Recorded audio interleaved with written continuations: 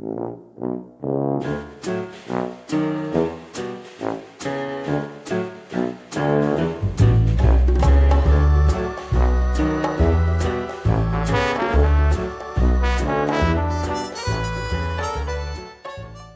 for the stream, thanks for the download, thanks for tuning in however it is that you're listening to this podcast. Thank you for stopping by Coming Up Next. And if you're not already, go to www.comingupnext.com.au where you can find links to Stitcher, iTunes, Podbean to subscribe to the show. You can also find the show on Spotify and YouTube. So there's plenty of different ways that you can have philosophical ramblings in your ears each and every week. Thank you to comedian Josh Glantz for joining me last week in the chat cave. If you haven't checked it out, that's also available at comingupnext.com.au along with all the previous episodes. Anna Brownfield is my guest this week for episode 153. Anna is a feminist erotic filmmaker. She also makes documentaries, and you can find all of her work on her website. She self-distributes it at poisonappleproductions.com.au. We talk about her very diverse slate of work. We talk about her films, the filmmaking process. We talk about the usual philosophical musings, and we're going to talk about it right now, episode 153. Coming up next, the podcast with Anna Brownfield.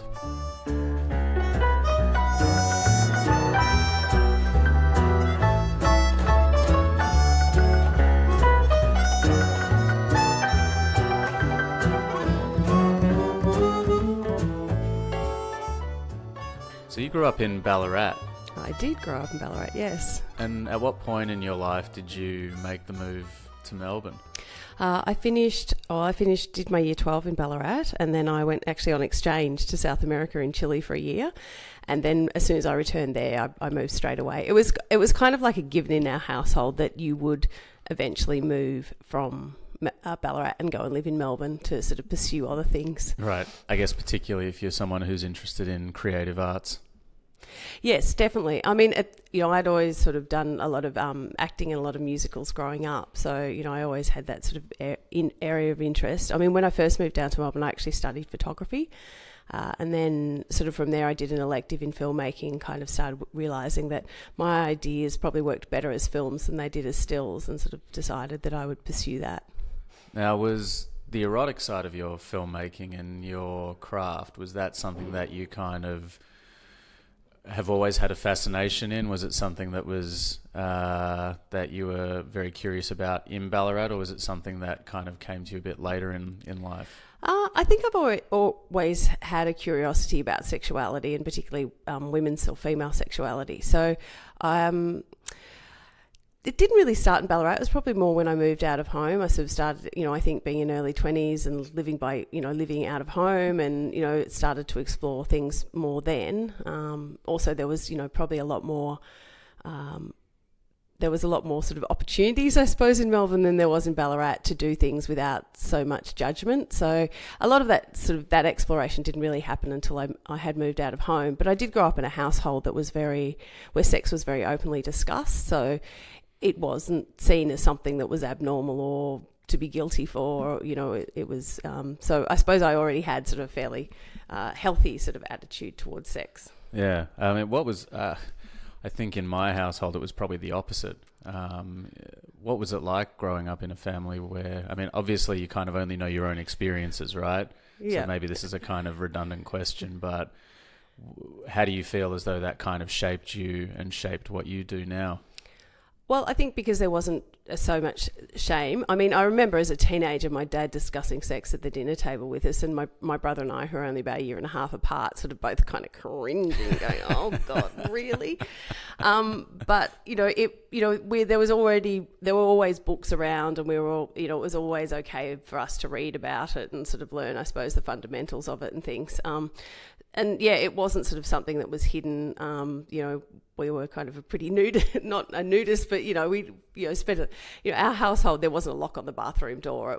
And there was only one bathroom, so it was just it was a very relaxed environment in regards to bodies and sexuality in that respect. So I didn't sort of grow up with a lot of shame about my body or, about being sexual either. So it was just a very sort of considered to be a natural part of life. Yeah. You said earlier that you did, you were doing a lot of acting and various creative things in Ballarat. Do you remember your first experience as an actor or a creative, maybe as a kid or something like that? Yeah, well, I was always, I did musicals from about the age of 10 until I left Ballarat. And then I did some when I first moved to Melbourne as well, just amateur musicals. And actually, my mum was also involved in those when I was a kid, and she did, I think it was a musical called, which I think is actually technically an operetta, called Orpheus in the Underworld. Apparently when I was in kindergarten and I went off and watched her perform in this, and she said I used to come home from kindergarten and ask her to put, this is back in the day of records, so put the record of Orpheus in the Underworld, which apparently I used to sing along and know all the words, and she wouldn't hear from me until I'd ask her to turn it over. So from there, and I think for years I'd wanted to be on the stage and go and do musicals, and the local sort of junior company wouldn't let you do it until you were 10. So as soon as I was old enough, I went off to audition and ended up in the chorus for my first ever musical, which I think was half a sixpence actually. Yeah. Yeah, right. And do you remember at what point you kind of started thinking about merging your fascination with sexuality and with feminism with your creative pursuits?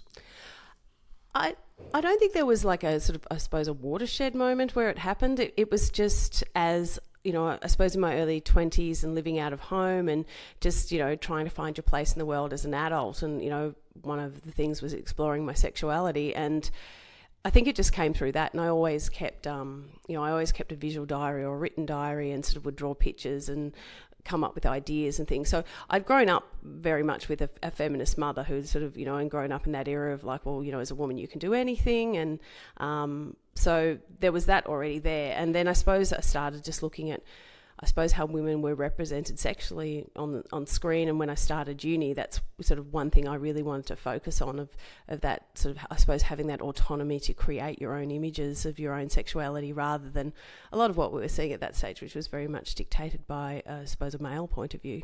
Yeah, absolutely. I guess what did you see the difference between what you were hoping to achieve and what was being achieved or what is being achieved in the mainstream?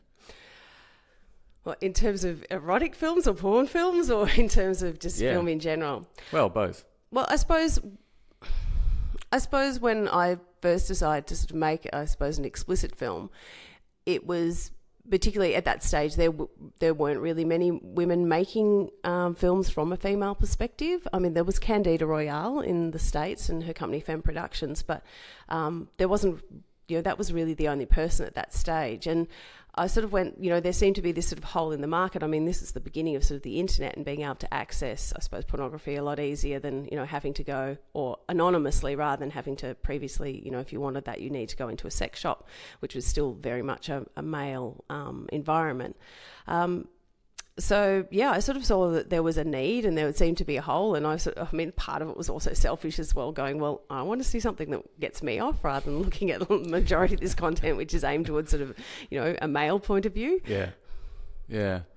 And I guess, a lot of the stuff like on your website, for example, is taking things from, like you say, from a female point of view and looking more at, I guess, not even necessarily female, but feminine kind of energetically, the way that can be represented in film. When you started doing that at uni, you went to RMIT to study. Yeah. When you started exploring that in uni, was there any kind of stigma or challenges that you were coming up against from students or teachers?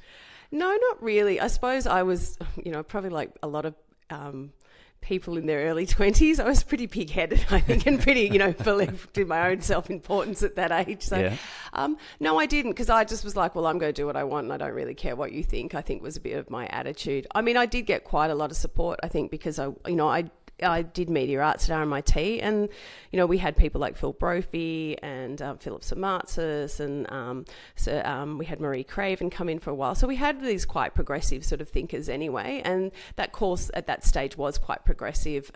It was all about you realizing your dreams and doing what you sort of want, and they were there to sort of assist you. So in terms of what I was exploring, I think sometimes, people found it confronting, but at the same time, we were sort of encouraged in that course to be a bit more confronting and to kind of push the boundaries a lot more. Like, a lot of the films we were shown and things, that were discussed and so forth in class were not sort of necessarily mainstream ideas of film, or it was more about, pushing the boundaries. Yeah. And when you were like putting pen to paper, were you consciously sort of writing? I mean, what was the process of writing the first script or putting together the first film that you made?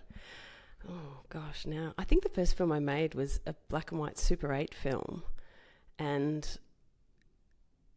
that was definitely wasn't, I don't think it necessarily was erotic. It was definitely feminist. It was sort of about this whole idea, I suppose, in a symbolic way of men being put on a pedestal and being lifted up, and then this woman ends up basically pulling this chair out from underneath this guy, and who's on this pedestal, and him falling to the ground, sort of thing, and her walking off triumphantly. So I don't know, writing for me has always been a weird process. I think a lot of the time, sometimes it can just start with, I have an image in my head and it goes from there, sort of thing. I have to admit, writing is probably one of the most difficult parts of the filmmaking process for myself. I find it pains me quite a lot, and I have to do various techniques to make myself actually write, because I do find it I find it really quite challenging. So but I suppose, as I said, sometimes it would be something that would happen in my life. I mean, like the band, for example, I mean, that I was actually working as a door bitch at the Tote at the time, so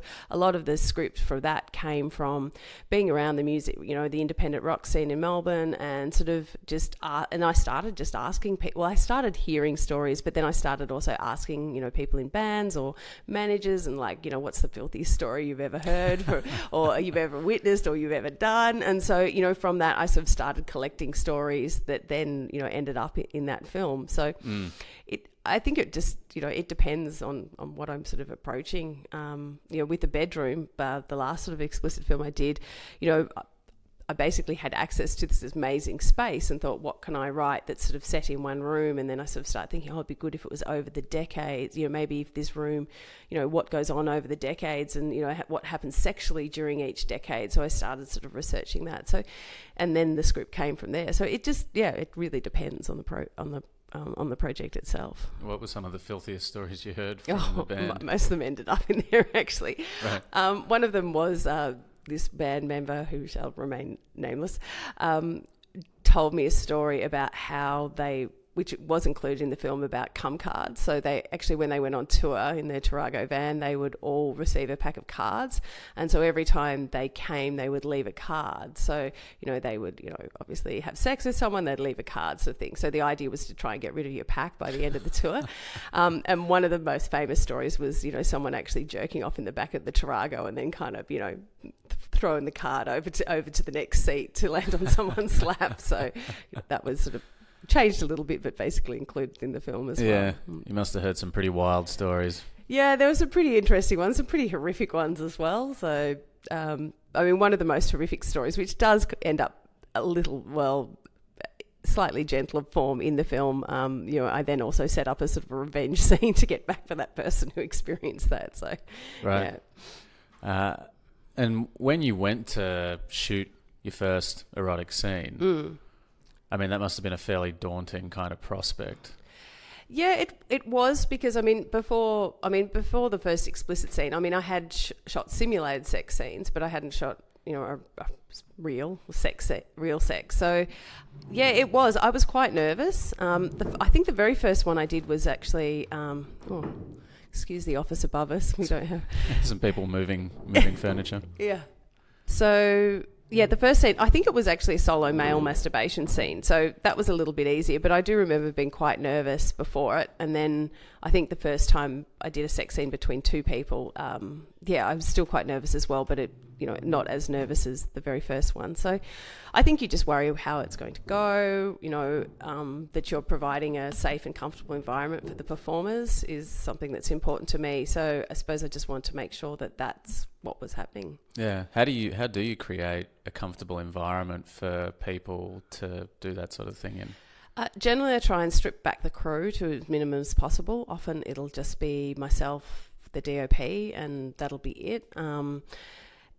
It's also, I suppose, chatting to the other thing as I do is often we talk through and work through the scene beforehand. So the performers are comfortable with what, they do get a say in, I might say, okay, this scene's set in the 60s, so these sorts of things mightn't have gone on, but it's about creating a comfortable environment for them to discuss and have agency over what they're actually engaging in the scene, so that they're not doing anything, that they're establishing where their boundaries are and they're not doing anything they feel uncomfortable about.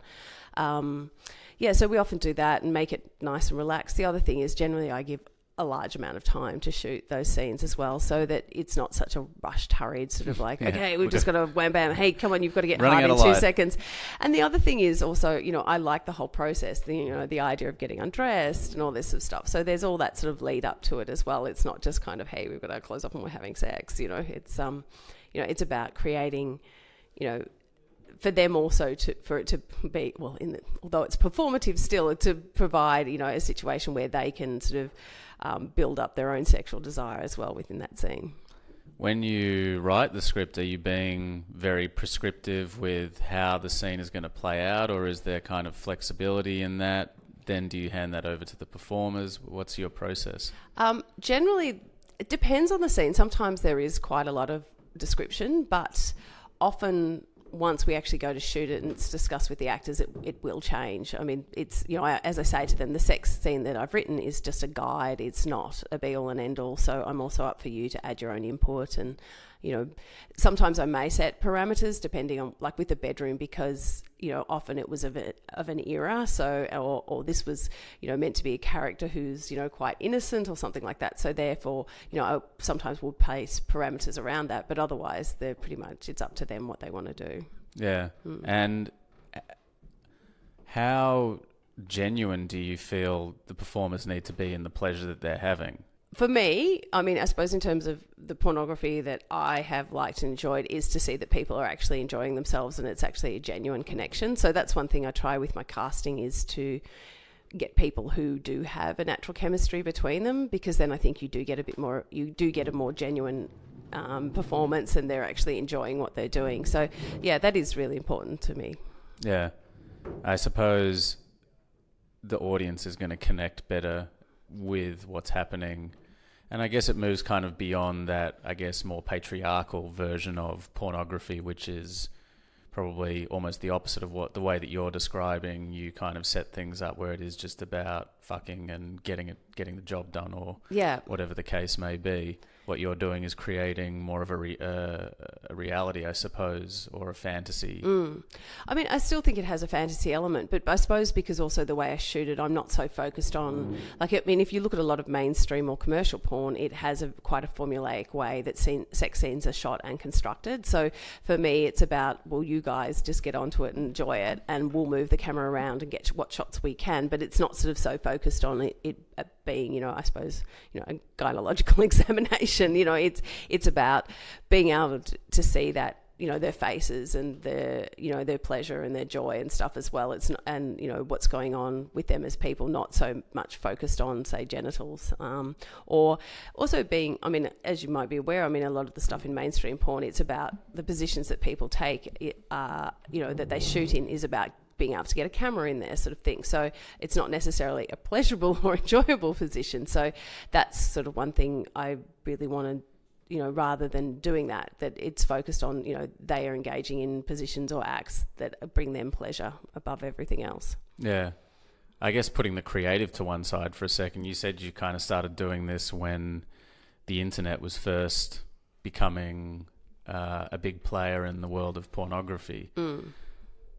And I guess from your point of view, I'd be very interested to hear how you've seen the landscape completely change. Because I guess it was about 2005 that you did your first. We actually shot it a little bit before then, but it did take it took a couple of years to finish. I think we finished it in 2009, I think, but we shot it about 2006. I think we did shoot it. And that was the money shot? No, that was the band. The money shot's actually just a comedy about a girl, semi-autobiographical girl who graduates from film school, can't get a job and decides to make porn. Right, what you know. Well, actually, that film I hadn't actually made any porn at that stage. It actually came out of, I was approached, because a lot of my undergrad films, my short films, had dealt with sexuality. I got approached by a guy actually who ran a stripping agency in Queensland to make a film, and because he wanted to sort of another way that he could capitalise on the women on his book, sort of thing. So but he wanted to just at that stage I was interested in doing it, but I wanted to do it my own way, and he pretty much just wanted to make the same sort of stuff that was out there. So I just went no. So from that conversation, that sort of script for that film came about. So but sorry, what was your question? We were talking about the way that the landscape of porn has changed dramatically. I suppose when I first started, in terms of like internet. In terms of distribution for the internet at that stage, it was fairly limited. Like most of the time, it was still very much DVD sales. The internet wasn't quite fast enough, but in terms of stills and things like that, or short clips, that was a possibility. And it was, you could make a decent living out of it. Sort of as time has gone on, and obviously tube sites have started, I suppose now it's becoming harder and harder to actually make, if you do want to make a living from it. I don't particularly like tube sites for two reasons.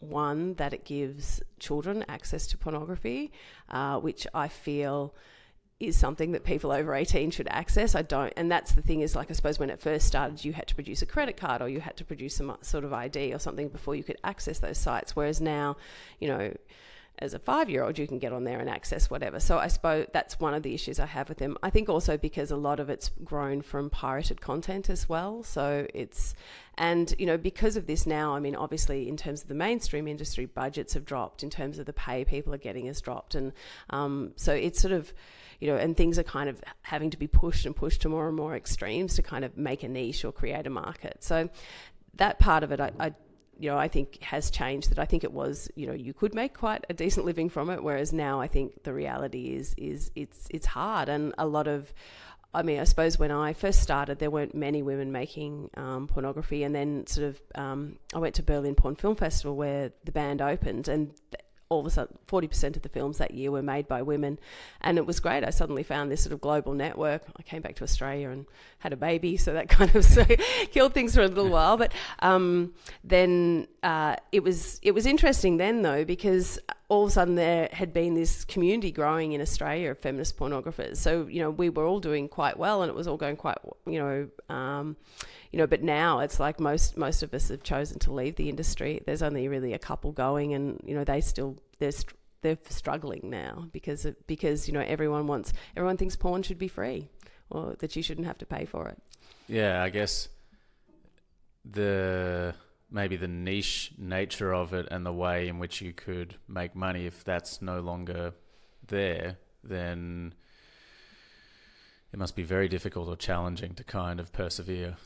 Yeah, sometimes it is, and I have to admit, when I went, my last film, I made The Band, and I went The Bedroom, and I went to Berlin for that, and I have to admit, while I was there, I sort of like, well, do I keep doing this? It's like, I've made this film, I managed to do some crowdfunding and raise money like that way, well, half of the budget that way, the other half was, my own personal savings, and then at the end, I kind of go, well, how many years is this going to take me to even make back that money that I put in, let alone cover, my time and, the energy and effort I put into it. So that's when it sort of starts to become hard, and you kind of start going, well, do I keep doing this? And do I keep making films? I suppose one of the things I've been lucky is that haven't relied on it for, I suppose my regular income. So I'm sort of in a privileged position, I think, because I can kind of pick and choose, and I can make things that I really want to do, rather than just kind of thinking, hey, I have to produce another film this month or this year, and, keep just pushing it out.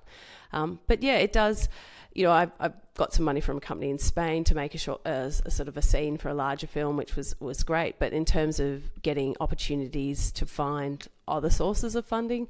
Your own films, it's pretty tricky. So what do you do to support your habit? To support my habit? Oh, well, I lecture at university. That sort of keeps a roof over my head and my bills paid. And look, slowly, bit by bit, it is starting to make me more money. But, it's a lot of the time you're doing which I think filmmakers in all areas do, is what I call the Filmmaker Hustle. So, there's several different companies I can approach who I'm, talking with at the moment to make another short film. But it's that constant hustle and people going, well, I can give you this amount, but it's not the full budget sort of thing. And you're just going, how am I going to squeeze this around? So, it does, it makes it challenging at times. And sometimes I go, I'm never doing another film again. I'm not making any more. What am I doing? Like, why can't I just want to have, a 9-to-5 job? And, but then, something happens and I go, I've got to make another film, and then I get sort of driven and thinking, how can I do this? How can I do this on the smell of an oily rag? And off I go again. So, and when you get to the Berlin Porn Festival or the various other film festivals that your films have played at, that's kind of like the pot of gold at the end of the rainbow, I suppose. Yeah, it is in some ways. I think it's great to sort of be part of that international community. That's really awesome. But going to festivals is great, and seeing other people's work and meeting up with people you've known, from throughout the world is awesome. But at the same time, I suppose then the logistics of like, well, this is costing me time and money to get to this festival. It's, so it sort of comes down to the economics of, and especially with a child, it's like, well, this is a week, I'm away from my child and I have to pay for extra childcare and all these sorts of things. That's when it sort of, you start to go, well, is it worth it? So, in terms of the connection and the networks, and it's great to be in that environment because it's so supportive and it's, it's so inclusive and it's great. But, then you sort of come home, to the reality of what it all is again. So how do you put a value, I guess, on the purpose or the process of making these films? Well, initially, I think it was definitely about creating an alternative because there wasn't an alternative voice out there at that stage, and particularly from a female perspective. Whereas now I sort of see, like I go to, things like Berlin and I see so many filmmakers, there are lots of female filmmakers, queer filmmakers, trans filmmakers who are making really interesting films. And, I suppose sometimes I go, I feel like a bit of a middle-aged woman, and I go, well, do I really have anything more to say? Like here are all these young people making these awesome films and, making crazy stuff and really pushing boundaries. And so you sort of go, well, do I have anything to add? And I think that's sort of been a big thing. I suppose now I sort of see maybe it's a time to start mentoring people who are interested, and particularly women who are interested in maybe pursuing this. But yeah, I don't know. I go through periods, as I say, where it's like, I'm never making something again. And then, I'll go, okay, no, I have to, it's sort of like if I can't make films, I should just die, So it's just like, I must make films. It's the creative crisis, I guess. Yeah.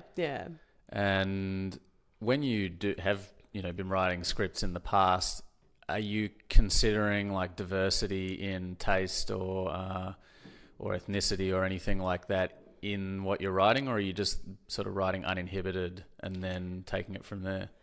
I suppose because, I've sort of considered my sexuality to be quite fluid. So a lot of the time I just sort of write what I'm kind of into at that particular time. So, it's sort of, I suppose people have always described my films as being pansexual because there is quite a lot of diversity in them, and I like to sort of mess things up because I don't necessarily think we're all just straight or we're all just gay. I think we sometimes have interest in other things, but maybe they're considered to be taboo or it's not. So I suppose I like to have a variety in my films so that as you watch it, maybe, you watch a scene with two guys and go, oh, actually, yeah, that kind of is exciting me. But, I suppose that sort of thing of like, well, it doesn't necessarily mean I'm gay, but, does it mean, I can look at other things or, there's part of me that wouldn't mind exploring that. So I suppose it's just about opening up sort of ideas and dialogues a lot of the time. Yeah. How have you found the kind of best way for people who may have shame around sexuality or certain areas of sexuality have been able to kind of move through that or work through that or kind of open up their mind to different avenues? I think, well, obviously when people find out what I do, people like to talk to me quite intimately. Like to do podcasts with you. yeah. But they also like to talk to me quite intimately about their sexuality and what they get into. And I think a lot of the time it's just about that validation of, am I normal? Is this okay? And, I mean, I've seen some, I think this job has given me some amazing opportunities to see some incredible things and to witness and people at their most vulnerable as well, and I'm very grateful that I have had those opportunities, so nothing really shocks me. So a lot of people do come and talk to me, and sometimes I just think, oh my god, that's so vanilla, it's like, why are you so worried? But and I think a lot of the time is just saying to them, well, that's fine, it's all okay. I mean, my sort of attitude, as long as you're not hurting yourself or hurting anyone else, unless it's consensual, and that it's all consensual, then does it really matter what you get into? Yeah. What are the things that one might consider when they're concerning themselves about whether things are safe or not, aside from the obvious things like consent? Well, I think because I've spent a fair bit of time in the BDSM community, for me, a lot, that is, I think, is a really interesting. There's a real strong sort of ethics there, and in terms of discussing consent and talking about everything, like everything is negotiated and talked about before any play begins. So I think through that I learnt a lot of really good skills, and I think that's the main thing, is getting people to talk about it. I suppose that's one way I think pornography can help people or help couples, that it's like, well, let's have a look at this, and then maybe they can sort of discuss, well, this is something I wouldn't mind trying, and maybe it opens up that sort of dialogue to be able to talk about it. Yeah. What do you think the entertainment industry is like at the moment for women in particular? How the status quo is kind of shifting? Feel free to be controversial. Yes. I suppose, look, I find it really interesting. I also make documentaries as well. So, and recently for the first time ever got funding. So, which was like, wow. Mazel tov. What? Mazel tov. Oh, thank you. Yeah, it was kind of like, oh, really? Like, you're going to give me money to make films? Oh, okay. What's that like? That must be very cool. Yeah, it was real. Well, it was nice to be able to pay people and pay people well. That's the thing that was really good. And just, it's still, you're still, trying to make the most out of what you've got. But it was nice to think, hey, I'm working on this project for the next, month, and I'm going to get, it's not a huge amount of money, but I am going to get paid for it. Whereas a lot of the time when I'm working on my own films, I'm not getting paid. So, that was great. So I suppose the thing I find, like a lot of, particularly in, I suppose, mainstream film here in Australia, is, there's this whole sort of thing of like, gender imbalance and women being included and women being in, key creative roles and things. I think for me, with my films, I've always tried to work with majority female crews. I only generally, often on set, there's only one man, if that. So for me, it's, people going, oh, we're doing this great shoot, it's all women. And I go, oh, well, yeah, that's great. I've been doing that for years, because I just found it worked easier. People were a lot more collaborative. It wasn't, there wasn't sort of so many egos involved. And as I said, because I like to create a relaxed environment on set, it's sort of added to that as well. So, but yeah, I still think it's hard. And I think particularly, if you're a woman and you're choosing to have a child as well and try and return to that industry, it's really difficult because there is this expectation that you will work 12 and 14-hour days, and and you will do this 5 days a week, 6 days a week. So it's not an industry that's particularly family friendly, and I think for a lot of women that poses an issue. And I think it's still. There still is an element of bullying that goes on in the mainstream film industry as well. And I worked as an editor, I won't name names, but for some sort of companies and some TV stations and things. And I found, being a woman, I was sort of dismissed as not having necessarily technical understanding of things. So, I found, people were quite condescending to me, as well as, it wasn't a particularly pleasant sort of thing. And that's sort of when I decided, well, I don't really want to work in this industry. So I've sort of stayed, I suppose, on the outside, being an independent filmmaker. So I've always been sort of underground and outside of that industry. At what point did you establish Poison Apple Productions? I actually established Boys and Apple Productions, I think when I was in my final year of uni or my honours year at uni. So, yeah, it's been going since about 96, 97, I think. Yeah, and do you distribute all of your films yourself? I do now. Initially, I mean, obviously pre-internet, I went through other channels and other distributors, but now, I just exclusively do it myself. I do have some content on other people's websites as well, but I sort of feel that distribution is where the money is, sort of thing, a lot of the time. So, so I felt, well, if I distribute it myself, although I may not have a reach as large as some of the other companies, at the same time, when that money comes, it all comes to me. It's not like I'm getting, like a lot of companies now won't give you licensing fees, which they used to do previously. They will just give you a share of the revenue. So it doesn't end up being as, that profitable in that respect, and you're sort of reliant on how many sales they are making. Is it the same because I know obviously from the film world, but from pornographic world, is it those same kind of models of distribution? In some ways, yes. I mean, there's certain websites and things. I mean, obviously, the DVD market has kind of died. So it's pretty much all now streaming. VOD, downloads is pretty much your market. It's not so much in terms of, territories, so much as, because most websites will not be geo-blocked or will not provide geo-blocking for your material. Yeah, and I guess with the tube sites coming up, it kind of completely changed the game in terms of the way that things would be distributed.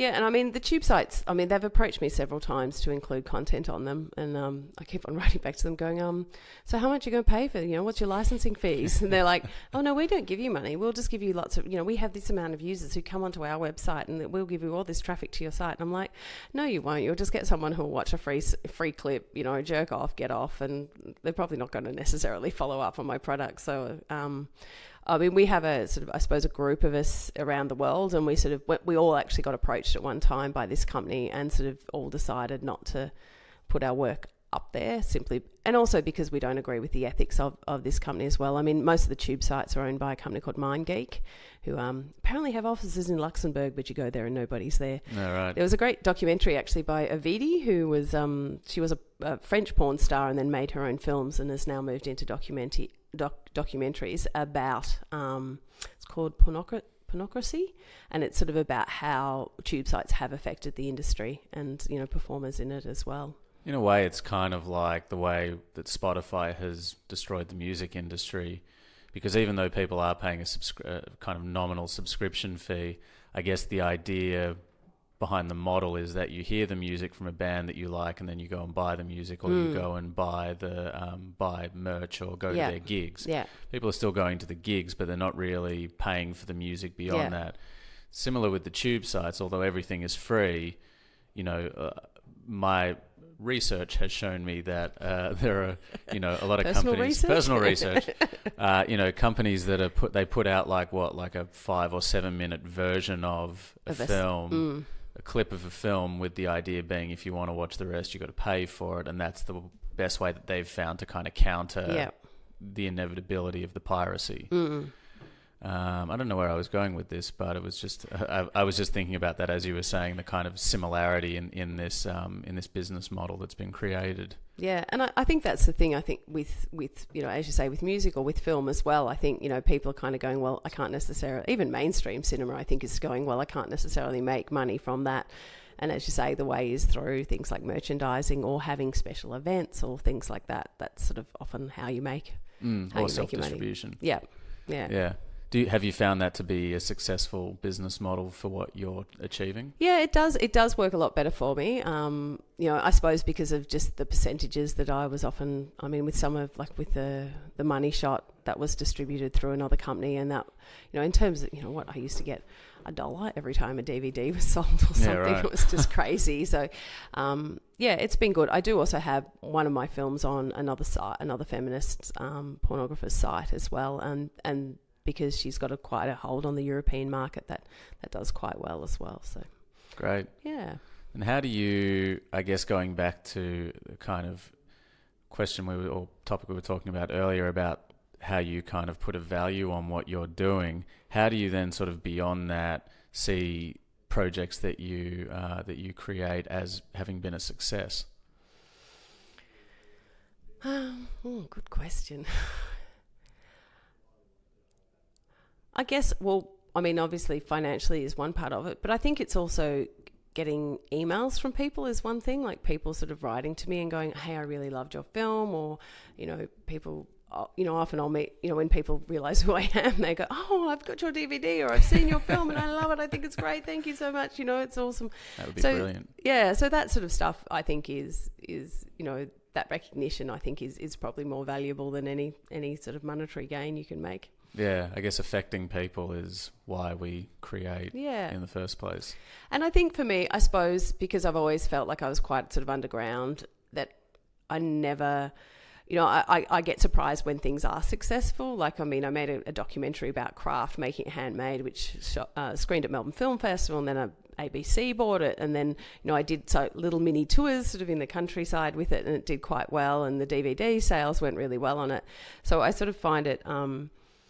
And, to get into something like Melbourne International Film Festival was a bit of a shock for me, because I was like, well, I'm just this little indie filmmaker, making films about what I'm passionate about, that I was, it sort of surprises me when it does happen. So, yeah. Well, thank you so much for sharing your story with me. poisonappleproductions.com.au is where people can find your work if they want to download it. I finish all of my conversations with the same question. The question is, what makes you silly? What makes me silly? Oh gosh, it's probably my whole life, isn't it? Aside from craft work. Aside from craft, makes me silly. Oh, look, I think because of my background in theatre, I have, the performer in me, so I do like to be silly, and I have a small child who is also very into being silly. So I think when we're together, there's lots of laughter, and it's all kind of pretty crazy. Have you ever thought about jumping in front of the camera again? In terms of a sexual way, I don't think so, because I don't think I'm not that much of an exhibitionist, unfortunately. In terms of acting, sometimes I get really excited by, the idea. I mean, I generally will, I do have Hitchcock moments in all my films. You'll sort of see me popping up somewhere, whether it's as a voice or in the band. You can see my ass actually on the front cover of, I think it's called the Big Butts magazine. So, I do like to make sort of a little Hitchcock appearance in all of my films. So I suppose that keeps my hand in it. I mean, look, yes, I love acting. It was always my first love, but I don't know whether I'm really that good at it though. Yeah. Just wondering out of curiosity, if you have any particularly quirky memories of your childhood and that kind of environment that you grew up in.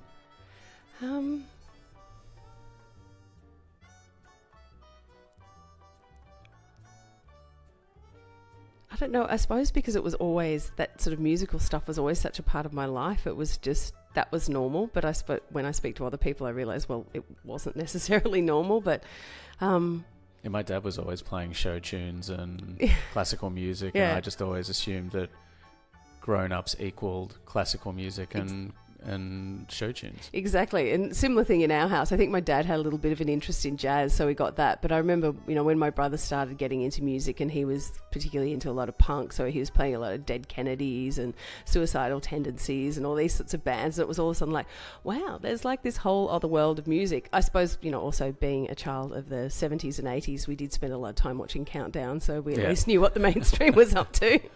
Yeah. Well, people can do themselves a favour on that note and check out Poison Apple Productions. Thank you so much, Anna. Thank you very much.